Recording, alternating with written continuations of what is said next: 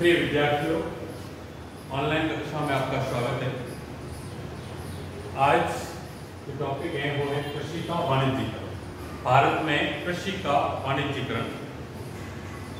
इसके शाब्दिक अर्थ से ही पता चलता है कि किसी न किसी रूप से जो कृषि है वो कृषि का स्वरूप इस तरफ बढ़ने वाला था, कॉमर्शलाइजेशन होने वाला था।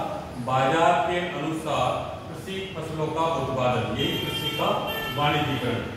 सामान्य रूप से जो भारतीय कृषि है वो भारतीय कृषि का स्वरूप रहा है वो है आजीविका के साधन या आजीविका निर्वाह के लिए खाद्यान्न फसलों का उत्पादन था। लेकिन अब चूंकि ब्रिटिश कंपनी नई अर्थव्यवस्था को लेकर आई थी और उन्होंने अपनी आवश्यकताओं के लिए इसमें परिवर्तन किया, और परिवर्तन ये था कि व्यापार, अब जो कृषि है वो कृषि सिर्फ और सिर्फ क्या नहीं है, खाद्यान्न फसलें ही उत्पादित नहीं करे, उसके स्थान पर क्या करे, अधिक से अधिक व्यापारिक फसलों का उत्पादन करे। यानी राष्ट्रीय और अंतर्राष्ट्रीय बाजार की मांग के अनुसार कृषि फसलों का उत्पादन कृषि का वाणिज्यीकरण है। भारत के प्रारंभ का 19वीं शताब्दी में प्रारंभ। यद्यपि विश्व में भी जब औद्योगिक क्रांति हुई और औद्योगिक क्रांति के फलस्वरूप जो बड़े बड़े कारखाने स्थापित हुए और उन कारखानों में कच्चे माल के लिए आवश्यकता थी, इसलिए विश्व के संपूर्ण परिदृश्य में जो है कृषि का कॉमर्शलाइजेशन हुआ। यानी बाजारों और उद्योगों की मांग की आपूर्ति के लिए फसलों का उत्पादन करना। क्योंकि भारत में भी 1860 के बाद और दूसरा इंग्लैंड में औद्योगिक क्रांति हुई और उस औद्योगिक क्रांति के मांग, कच्चे माल की पूर्ति के लिए भारत में भी इस तरह की कृषि की आवश्यकता थी। स्वरूप ये जो है कृषि का वाणिज्य, इसका मूल स्वरूप है कि अब खाद्यान्न फसलें नहीं, कम से कम खाद्यान्न फसलें का उत्पादन किया जाए, उसके स्थान पर नकदी और व्यापारिक और औद्योगिक मांग के अनुसार जो है फसलें हैं उनका उत्पादन किया जाए। यानी राष्ट्रीय और अंतर्राष्ट्रीय बाजार की डिमांड और उद्योगों में जो उत्पाद थे उनके लिए जो कच्चे माल की आपूर्ति के रूप में अब फसलों का उत्पादन किया जाए। जैसे गन्ना, शक्कर के लिए जूट है, चाय कॉफी के बागान है, नील की खेती विशेष रूप से उद्योगों में प्रयोग होने वाली थी। दूसरा इसका स्वरूप है कि जो फसलें थी भारत में वो निश्चित फसलें निश्चित क्षेत्र में उगाई जाए, उनके लिए क्षेत्र भी निश्चित कर दिए गए थे। जैसे महाराष्ट्र में, महाराष्ट्र और यूपी गन्ना की फसलों का उत्पादन किया जाए, पंजाब गेहूं और कपास के उत्पादन किया जाए, बंगाल में जूट का उत्पादन किया जाए, पूर्वोत्तर में चाय कॉफी के बागान है, यूपी बिहार में नील, मालवा में अफीम। यानी कि जहां पे जिस नकदी फसल का अत्यधिक उत्पादन होना था उसको वहां के लिए क्या कर दिया गया, निश्चित कर दिया गया, ये फसलें वहां कर दिया जाए निश्चित क्षेत्र में। और उसके लिए क्या किया, चूंकि भारतीय कृषक इतने संपन्न नहीं थे कि व्यापारिक फसलों का उत्पादन किया जाए, तो क्या करते हैं, उनको अग्रिम दिया, सरकार के माध्यम से उनको एडवांस दिया गया कि आप इस तरह की फसलों का उत्पादन किया जाए, तो अग्रिम देना भी इसके माध्यम से हुआ।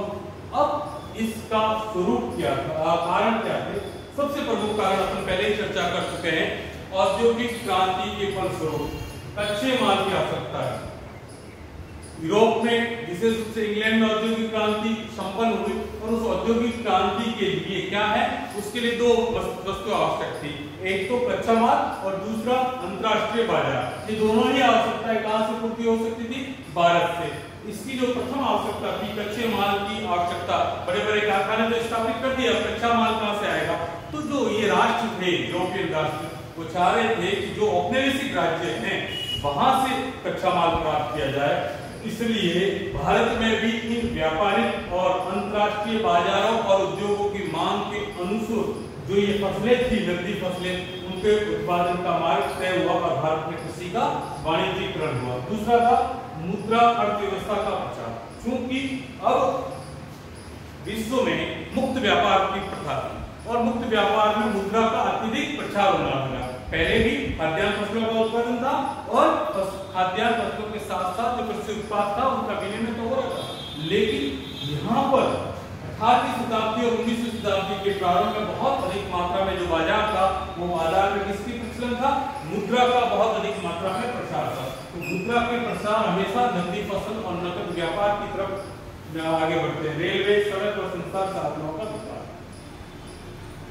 ये जो आए हैं ब्रिटिश कंपनी, और ब्रिटिश कंपनी ने आने उन्होंने रेलवे का विकास किया, सड़कों का, यानी कि सड़कों को, बंदरगाह को गांव तक ले गए, यानी सड़कों के माध्यम से, रेलवे को बंदरगाह से गांव की तरफ। तो इसलिए क्या हुआ कि जहां से उत्पादन हो रहा था उन उत्पादन को बंदरगाह तक पहुंचाया जाए। डाक तार की व्यवस्था, इन सारी की सारी व्यवस्थाओं ने भूमिका तय की कि अधिक से अधिक कच्चा माल यहाँ से प्राप्त किया जाए, उनको उद्योगों तक पहुंचाया जाए। राष्ट्रीय बाजारों और मंडी का विकास, यानी स्थानीय स्तर पर भी मंडी का विकास किया गया, राष्ट्रीय बाजारों को विकसित किया गया, ताकि जो उत्पाद था उन उत्पादों को कहां पे खपाया जा सके, बाजार में खपाया जा सके। विदेशी पूंजी का निवेश, 19वीं शताब्दी के उत्तरार्ध में बहुत अधिक मात्रा में रेलवे, संचार के साधनों के साथ साथ जो नवीन उद्योग थे उन नवीन उद्योगों में विदेशी पूंजी का निवेश हुआ, और उस विदेशी पूंजी के निवेश के स्वरूप उससे जो लाभ अर्जित करना था वो लाभ इस कच्चे माल से ही अर्जित किया जा सकता। तो इन सब कारणों ने इसको बढ़ाया, कृषि के वाणिज्यीकरण को आगे बढ़ाया। अब इसके परिणाम भी, ऐसा नहीं था कि भारत में कृषि का वाणिज्यीकरण हुआ, विश्व में जैसे ही औद्योगिक क्रांति संपन्न हुई, कृषि क्रांति हुई उसके साथ साथ, और कृषि में भी बड़े स्तर पर उत्पादन हुआ, और उत्पादन में भी नकदी फसलों का अधिक उत्पादन हुआ। क्यों? ताकि उन औद्योगिक क्रांति के फलस्वरूप में जो बड़े कारखाने स्थापित हुए उनको क्या मिल सके, कच्चा माल प्राप्त हो सके। तो यहाँ पर भी ये हुआ, लेकिन क्या हुआ, यहाँ जो है कृषकों को वास्तविक लाभ प्राप्त नहीं हुआ। कृषि का उत्पादन या वाणिज्यीकरण होना बुरा नहीं था, विश्व में हुआ, विश्व में भी वो जो वाणिज्यीकरण हुआ उसमें फसलों के जो डिमांड है उस डिमांड के आधार पर क्या हुआ, बहुत अधिक मात्रा में उनको अपनी कृषि फसलों का मूल्य मिलने लगा। लेकिन भारत में ऐसा नहीं था, यहाँ पे बिचौलिए थे, उन बिचौलियों ने ही उस वृद्धि को, जो मूल्यों में वृद्धि हो रही थी, कभी डिमांड है, उस डिमांड के तहत जो कृषि मूल्यों में वृद्धि हो रही थी उसको उस बिचौलियों ने प्राप्त किया, कृषकों को किसी प्रकार का फायदा नहीं पहुंचा। जैसे 1860 में जो कपास की डिमांड बढ़ी और कपास के मूल्यों में बहुत अधिक मात्रा में वृद्धि हुई, लेकिन क्या हुआ, उसका फायदा सिर्फ बिचौलिए लिए थे, क्योंकि उन्होंने अग्रिम दे चुके थे और उन्होंने निश्चित राशि अग्रिम देकर जो फसलें खड़ी थी खेतों में वहां से ही प्राप्त कर दिया गया। इस मूल्य वृद्धि का उनको कोई तात्कालिक लाभ नहीं हुआ। उससे क्या हुआ, ऋणग्रस्तता और गरीबी बढ़ी। कैसे बढ़ी?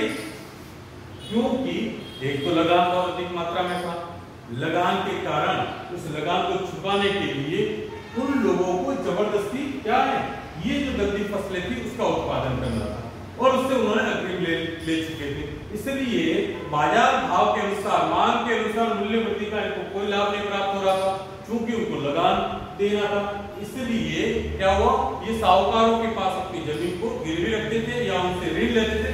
धीरे धीरे भारतीय कृषक इस ऋणग्रस्तता में दबता गया और गरीबी की ओर बढ़ता गया। बहुत सारे विद्वानों ने कहा है कि अगर जहां पर भी एक बार कोई साहूकार के पास कोई कृषक चला जाता था तो 7 पीढ़ी तक वो उस ऋण से बाहर नहीं निकलता था। अकालों की भय होता। कृषि के वाणिज्यीकरण में एक अकाल को 18वीं शताब्दी या 19वीं शताब्दी में ही भारत में नहीं पड़े, उससे पहले ही भारत में अकाल हमेशा किसी न किसी क्षेत्र में हमेशा पड़ते हैं। आधुनिक समय में भी यही है, लेकिन यहाँ अकालों की भयावता में बढ़ गई। कैसे? क्योंकि बहुत बड़े मात्रा जो क्षेत्र था वहां पर खाद्यान्न फसलों के स्थान पर उसको उपज उत्पादन करनी थी नकदी फसलों की, और ये नकदी फसलें किसकी, बाजार की डिमांड के अनुसार थी। तो क्या हुआ, जैसे ही अकाल पड़ते थे तो लोगों को खाद्यान्न की कमी होती थी, और उस खाद्यान्न की कमी ने अकालों की भयावता को बढ़ा दिया। यानी अब अकालों में क्या होने लगा, बहुत अधिक मात्रा में जनहानि होने लगी। 1860 का जो अकाल था ऐसा बता रहे, उसमें लगभग 20 लाख लोग मर चुके थे। तो ये अकालों की भयावता का भी एक परिणाम रहा। संचार और परिवहन के साधनों का विकास स्वाभाविक था, क्योंकि जो माल था, कच्चे माल को बंदरगाहों तक पहुंचाने के लिए बहुत अधिक मात्रा में रेलवे और सड़क परिवहन का विकास हुआ, ताकि उनको जल्दी से ही और अंदरूनी क्षेत्र से ही बंदरगाह तक लाया जाए। विश्वव्यापी मंदी का असर, कृषि के वाणिज्यीकरण ने क्या किया, विश्वव्यापी जो मंदी थी उसका असर भारतीय कृषकों पर भी पड़ने लगा, क्योंकि दोनों तरफ से बाजार से प्रभावित होने वाले थे, लेकिन औपनिवेशिक राज्यों और बिचौलियों की भूमिका के कारण कृषि उत्पादों में वृद्धि का तो लाभ नहीं पहुंचा, लेकिन अगर मंदी थी तो मंदी का असर जरूर भारतीय कृषक को भुगतना पड़ा।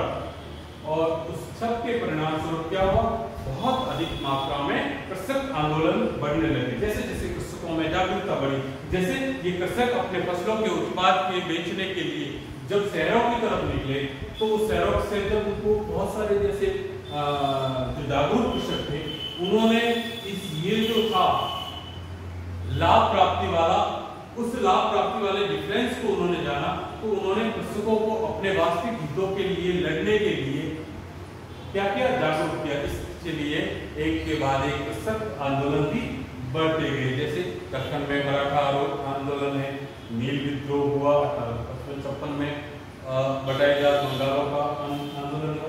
तो ये सारे के सारे स्वरूप रहा है कृषि के वाणिज्यीकरण में।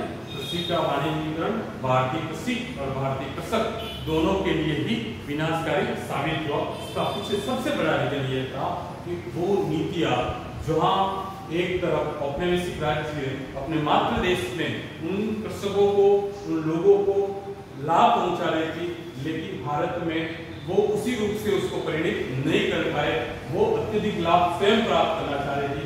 इसलिए कृषि के वाणिज्यीकरण एक अच्छी नीति होने के बावजूद भी भारत में उसके कृषकों को किसी प्रकार का लाभ प्राप्त नहीं हुआ और कृषक ऋणग्रस्तता और गरीबी में बढ़ते गए। धन्यवाद।